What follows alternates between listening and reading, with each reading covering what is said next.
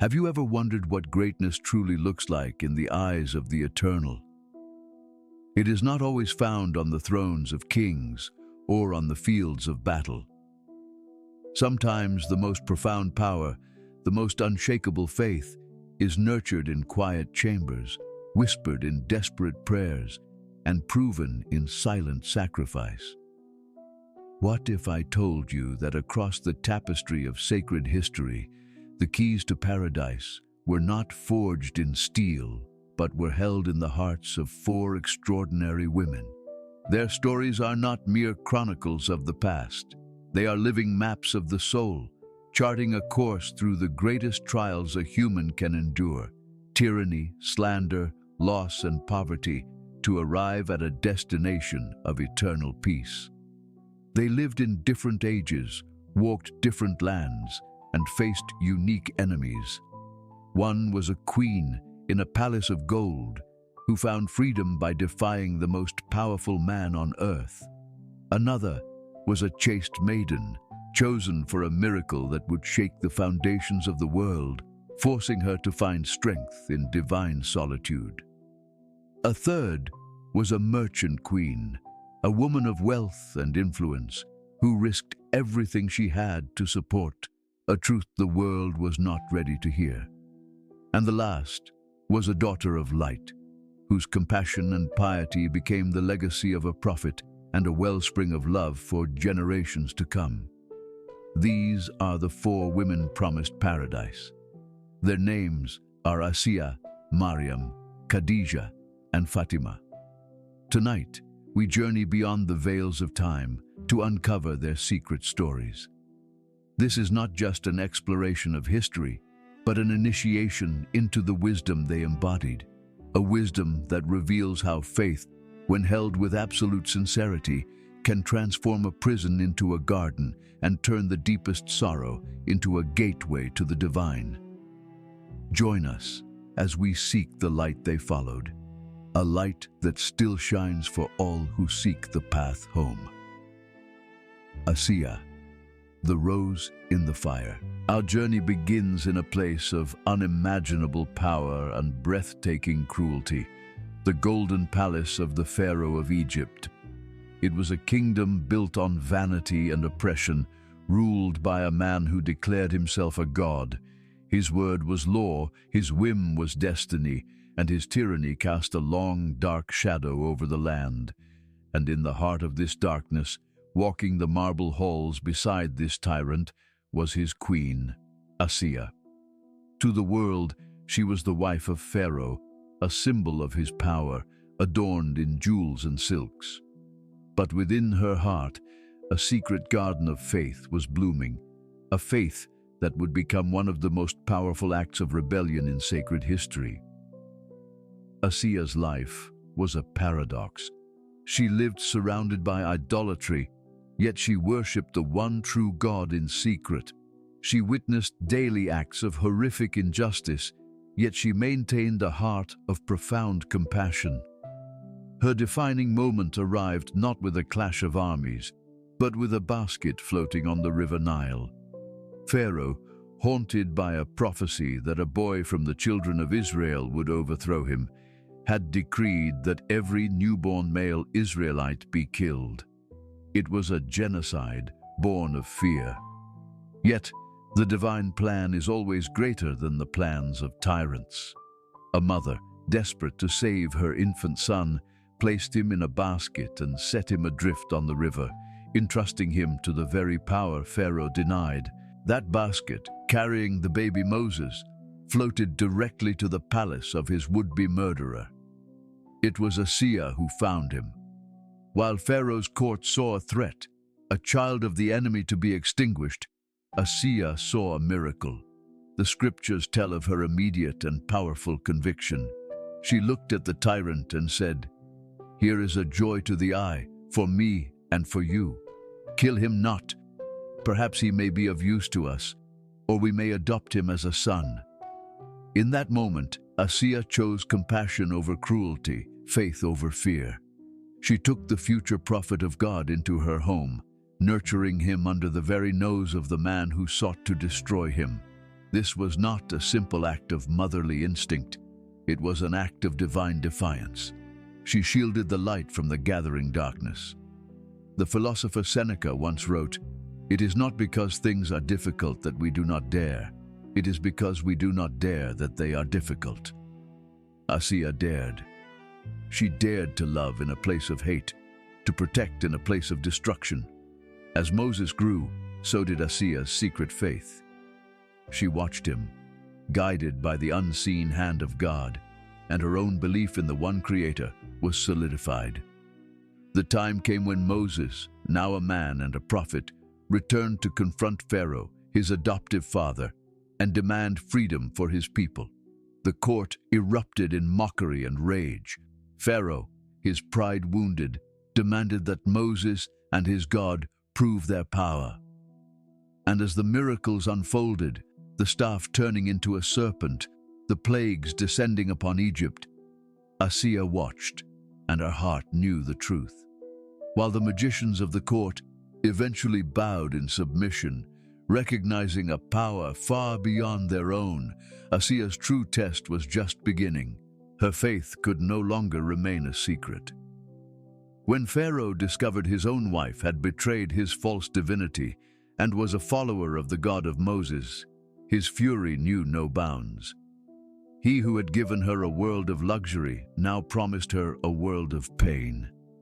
He offered her a choice: renounce her God and remain his queen, or hold to her faith and suffer a death of unimaginable agony. For Asiya, it was no choice at all. What is a golden palace when you have found the architect of the universe? What is a mortal king when you have pledged allegiance to the King of all kings? Pharaoh, in his rage, ordered her to be tortured under the blistering desert sun.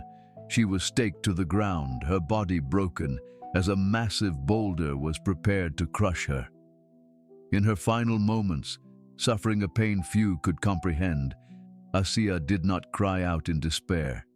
She did not curse her fate. Instead, she turned her heart to the one she had chosen over all worldly things. Her final words, immortalized in the Quran, were not a plea for her life to be saved, but a prayer for her eternal home. She prayed, "My Lord, build for me near to you a house in paradise, and save me from Pharaoh and his deeds, and save me from the people who are wrongdoers." In that moment, the veils were lifted. The sacred traditions say that God showed her the house he was building for her in paradise, right beside him. And so, as the boulder fell, Asiya smiled. She left the prison of Pharaoh's palace for the freedom of eternity. Her story is a testament to the profound truth that physical chains cannot bind a liberated soul. Her body was captive, but her spirit soared. She teaches us that true rebellion is not always about raising a sword. Sometimes it is about nurturing faith in the heart of darkness. She is the patron of all who feel trapped by circumstances, who live under the shadow of oppression, proving that even in the court of the greatest tyrant, a single heart devoted to truth can build a palace in paradise. Maryam, the sanctuary of purity. From the sun-scorched plains of Egypt, our path now leads us to the quiet, hallowed grounds of the temple in Jerusalem, to the story of a soul chosen for a miracle that would forever alter the course of human spirituality. This is the story of Maryam, known to the world as Mary, the mother of Jesus. Her narrative is not one of rebellion against a king, but of profound submission to the will of God in the face of a trial that would test the very limits of human understanding and social acceptance. Hers is a story of purity, trust, and the divine grace that blossoms in the solitude of a devoted heart. Maryam was no ordinary child. She was born of a devout family, dedicated to the service of God even before her birth. She grew up in the sanctity of the temple, a place of worship and reflection, under the care of the prophet Zechariah. Her life was a testament to piety. She was a vessel of purity, spending her days and nights in devotion, shielded from the corrupting influences of the world. The scriptures speak of miracles that surrounded her even then.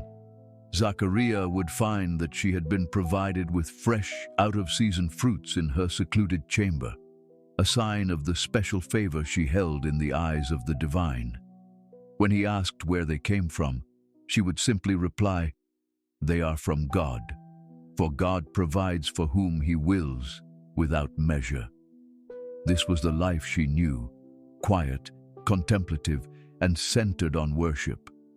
But the divine plan for her was far grander than she could have ever imagined. One day, in her seclusion, an angel appeared before her in the form of a perfect man. Terrified, her first instinct was to seek refuge in God from this intrusion. But the angel, Jibril, calmed her fears with a message that would defy all logic and nature. "I am only a messenger from your Lord," he said, "to announce to you the gift of a pure son." Maryam, a chaste virgin who had never been touched by a man, was bewildered. "How can I have a son," she asked, "when no man has touched me, and I am not unchaste?" This was the crux of her trial. It was not a test of physical endurance, but of spiritual trust. She was being asked to believe in a miracle that would make her an outcast, that would subject her to the most vicious slander and accusation. The angel's reply was the very essence of faith. "So it will be. Your Lord says, 'That is easy for me. We will make him a sign to mankind and a mercy from us. It is a matter already decreed.'" In that moment of divine pronouncement, Maryam submitted. She accepted her role in a plan she could not fully comprehend, placing her entire being, her reputation, and her future in the hands of her Creator. The Tao Te Ching teaches, the supreme good is like water, which nourishes all things without trying to. Maryam's submission was like that water. She did not fight her destiny, but allowed the divine will to flow through her. She conceived miraculously, and, knowing the storm that awaited her, withdrew to a remote place, carrying her sacred secret alone. The pains of childbirth came upon her under the shade of a palm tree. The physical agony was immense, but it was overshadowed by a deeper emotional anguish. She was utterly alone, facing not only the pangs of labor, but the terrifying prospect of returning to her people with a child and no husband. The weight of it all crushed her spirit, and she cried out, "Oh, I wish I had died before this and was a thing forgotten, completely forgotten." It was a cry of profound human vulnerability. She feared not for herself, but for the honor of her family and the inevitable cruel judgment of society. But in her darkest moment, divine comfort arrived. A voice, some say the angel, others the infant himself, called to her from below, "Do not grieve. Your Lord has provided a stream at your feet, and shake the trunk of this palm tree towards you. It will drop fresh, ripe dates upon you, so eat and drink and cool your eye." She was given a vow of silence, a divine instruction to let the miracle speak for itself. When she returned to her people, carrying the baby Jesus in her arms, their reaction was exactly as she had feared. They accused her of a monstrous sin, insulting her and the memory of her pious family. True to her vow, Maryam did not defend herself. She simply pointed to the infant in her arms. They mocked her. "How can we talk to a child who's in the cradle?" And then the second miracle, the one that would vindicate her, unfolded. The baby spoke. From the cradle, the infant Isa declared, "I am indeed a servant of God. He has given me the scripture and made me a prophet." His words, clear and powerful, silenced the crowd and bore witness to the purity of his mother. Maryam's story is the sanctuary of faith. It teaches us that purity is not merely the absence of sin, but the presence of unshakable trust in God. Her trial was to carry a divine secret in a world that only sees the surface. She had to endure the sting of slander and the pain of isolation, armed with nothing but her faith. She represents the soul that is chosen for a unique and difficult path, one that requires absolute surrender to a higher wisdom. Her legacy is a reminder that when we are faced with situations we cannot explain or defend, the greatest strength lies in silent trust, allowing the truth to reveal itself in its own divine time. She is the proof that from a place of perfect submission, the most incredible miracles are born. Khadija, the anchor of truth. Now our story moves from the sacred silence of the temple to the bustling, sun-drenched trading routes of the Arabian desert. We arrive in the city of Mecca, a hub of commerce and ancient tradition, to meet a woman of extraordinary character, intellect, and influence. She was not a queen by marriage, nor a secluded maiden. She was a powerful and respected merchant in her own right, a woman known for her wisdom, integrity, and grace. Her name was Khadija, and she was destined to become the first believer, the unwavering anchor for a prophet who would bring a message that would change the world. Khadija was a woman who commanded respect in a society dominated by men. Widowed and independently wealthy, she managed her own thriving caravan business, hiring men to trade on her behalf. She was known as Al-Tahira, the Pure One, a title earned through her impeccable character and moral fortitude. It was in her search for an honest agent to lead her next caravan to Syria that she first heard of a young man named Muhammad, renowned throughout Mecca for his truthfulness and integrity, earning him the name Al-Amin, the trustworthy one. She hired him, and upon his return, her servant Maisara recounted not only the unprecedented profits he had made, but, more importantly, the miracles that had shaded his journey and the profound nobility of his character. Intrigued and deeply impressed, Khadija, a woman 15 years his senior, saw in him something far beyond a skilled trader. She saw a soul of immense depth and spiritual gravity. Breaking with convention, she initiated a proposal of marriage. Their union was not merely a social contract. It was a partnership of souls, built on a foundation of mutual love, respect, and profound spiritual compatibility. For 15 years, they lived in happiness and tranquility. She was his beloved wife, his confidant, and the mother of his children. But their life was about to be irrevocably transformed. Muhammad began to seek solitude, retreating for long periods to a cave on Mount Hira to meditate and reflect. Khadija, ever supportive, never questioned his spiritual retreats. She would prepare his provisions and trust in his journey. It was during one of these retreats that the first revelation came. The angel Jibril appeared and commanded him, "Read." Muhammad, a man who could not read, was terrified and shaken to his core. He rushed home, trembling, his heart pounding, and fell into Khadija's arms, crying, "Cover me, cover me." This was the pivotal moment. The first person to hear of the divine encounter was not a powerful tribal chief or a learned scholar. It was his wife, Khadija. As he recounted the terrifying, overwhelming experience, fearing he was losing his mind or had been possessed, she did not react with doubt or fear. She did not dismiss his words. She became his sanctuary. She held him, comforted him, and spoke the words that would become the first declaration of faith in a new era. "Never," she said. "By God, God will never disgrace you. You keep good relations with your kin, help the poor and the destitute, serve your guests generously, and assist the deserving calamity afflicted." Her words were not based on blind emotion, but on her deep knowledge of his character. She saw the truth of the experience because she knew the truth of the man. She anchored his spiritual turmoil in the reality of his virtue. This is the essence of Khadija's greatness. As the philosopher and poet Rumi wrote, The wound is the place where the light enters you. Khadija was not the source of Muhammad's light, but she was the one who tended to the wound of his fear and confusion, allowing the divine light to stabilize and take root.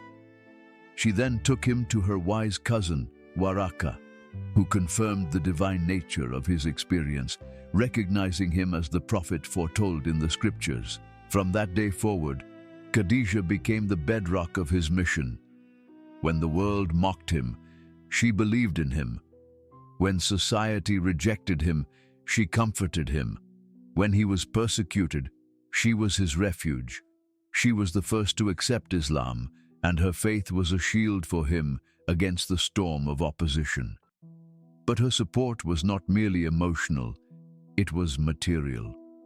She poured her vast wealth into the nascent Muslim community, using her fortune to feed the poor, free slaves, and support the believers during the years of brutal persecution and boycott. She willingly traded her life of comfort and luxury for one of hardship and sacrifice, all for the sake of the truth she had been the first to recognize. The years of the boycott were particularly harsh. The small community of Muslims was ostracized, forced to live in a barren valley outside Mecca, cut off from food and trade. During this time of starvation and immense suffering, Khadija, the once wealthy merchant queen, endured it all with unwavering patience and fortitude. She gave everything she had until there was nothing left. Shortly after the boycott was lifted, weakened by years of deprivation, she passed away. Her death, along with that of his uncle Abu Talib in the same year, left the Prophet in such profound grief that the year became known as the Year of Sorrow. Khadija's legacy is that of complete and selfless partnership in a divine mission. She teaches us that faith is not just a private conviction. It is an active, living force of support, comfort, and sacrifice. She was not just a follower. She was a co-founder, the first pillar that held the entire structure up when it was at its most fragile. Years after her death, the Prophet's love and gratitude for her never faded. He would say of her, "She believed in me when no one else did. She accepted Islam when people rejected me, and she helped and comforted me when there was no one else to lend me a helping hand." She is the ultimate example of the power of belief, the strength found in true companionship, and the eternal reward for those who anchor themselves to the truth, no matter the cost. Fatima, the luminous legacy. Our final story brings us to the heart of the Prophet's own home, to the life of his youngest and most beloved daughter. She was born in the crucible of the early days of Islam, grew up in the shadow of persecution, and blossomed into a figure of unparalleled piety, compassion, and strength.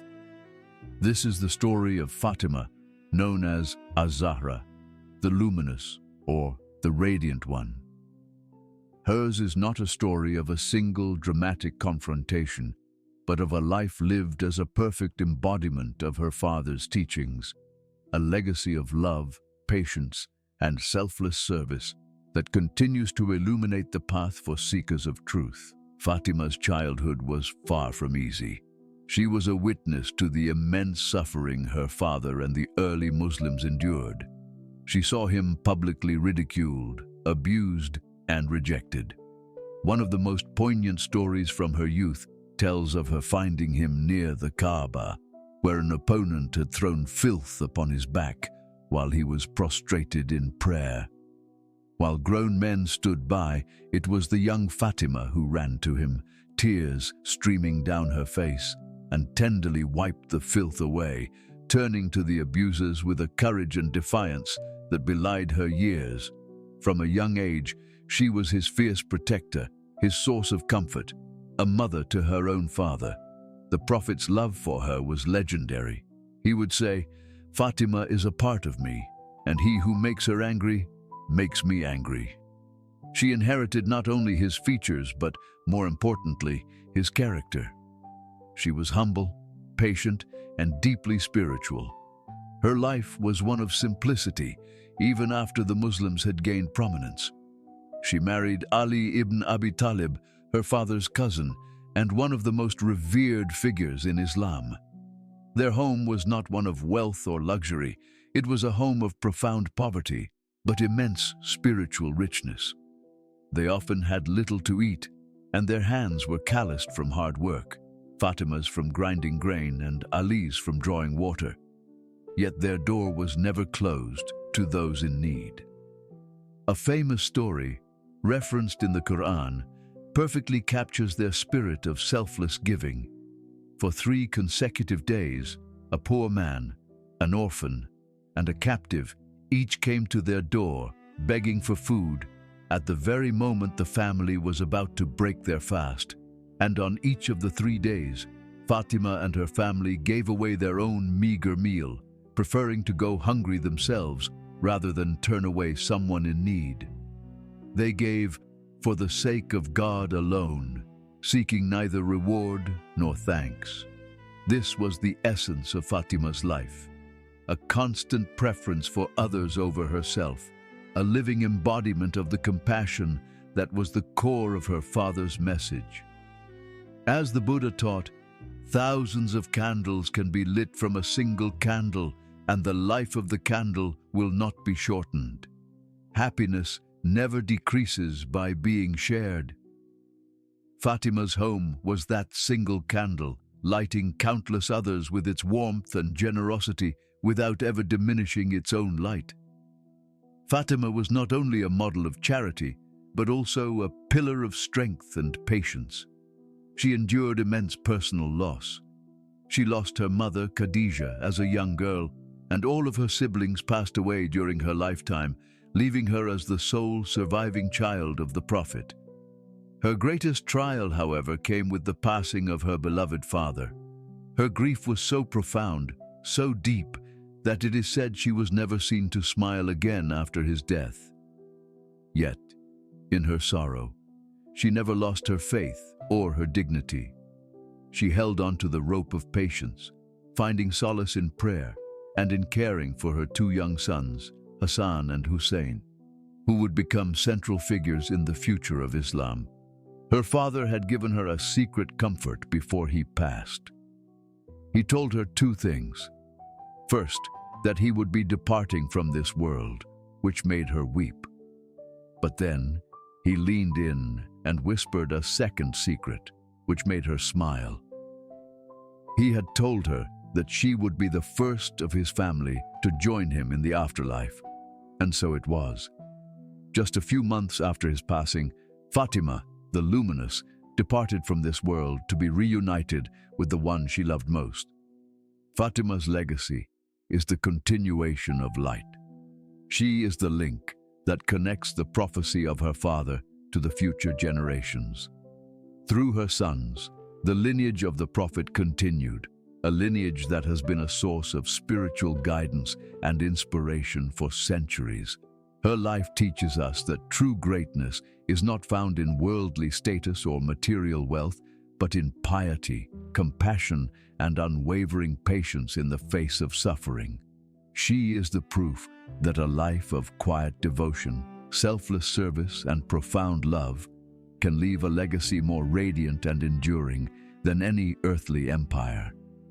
She is Az-Zahra, the luminous, a reflection of the prophetic light, and a reminder that the most powerful inheritance one can leave is not of gold or land, but of character and faith. The illumination.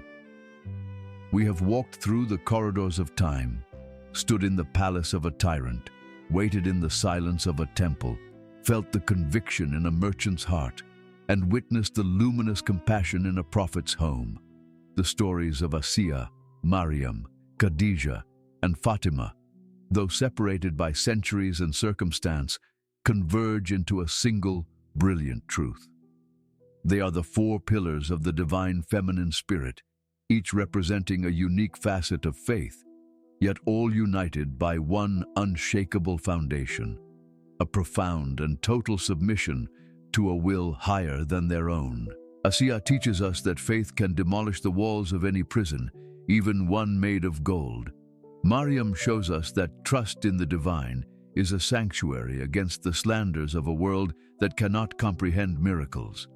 Khadijah proves that love, when rooted in truth, becomes an unbreakable force of support and sacrifice. And Fatima illuminates the path of legacy, showing us that the truest inheritance is a life of compassion and patience. Their lives were not easy. They were forged in the fires of trial, shaped by loss, and defined by choices that defied the logic of their time. Yet in their surrender, they found ultimate victory. They did not conquer kingdoms on earth, but they were promised kingdoms in eternity. Their stories are not meant to be relics of a distant past, admired from afar. They are a living invitation to us all, men and women alike, to cultivate these same qualities within our own hearts. In a world that often values power over piety, wealth over wisdom, and noise over nourishing silence, their lives are a radical call to a different way of being. They remind us that our true strength is measured not by what we control, but by what we are willing to surrender for the sake of truth. That our true worth is found not in the praise of others, but in the sincerity of our own hearts. The path to paradise is not a distant, unattainable dream. It is a reality built moment by moment through acts of courage, trust, sacrifice, and love. These four women did not just live history. They became eternal guides for the human soul. If this reflection has touched your heart and expanded your understanding, we invite you to join our community for more journeys into the hidden truths of history and the human spirit. In our channel, we explore the great questions of life, seeking the wisdom that connects all sacred traditions. We believe that the knowledge we revive from ancestral sources can strengthen your own spiritual path. Your support is vital to this mission. We humbly ask that you subscribe to our channel, share this message, and offer your thoughts in the comments below. Your feedback inspires us and helps us reach more seekers of truth around the world. May peace and light be with you all. May we find the wisdom and strength to walk our own paths with the grace and conviction of those who came before us. Until our next journey together.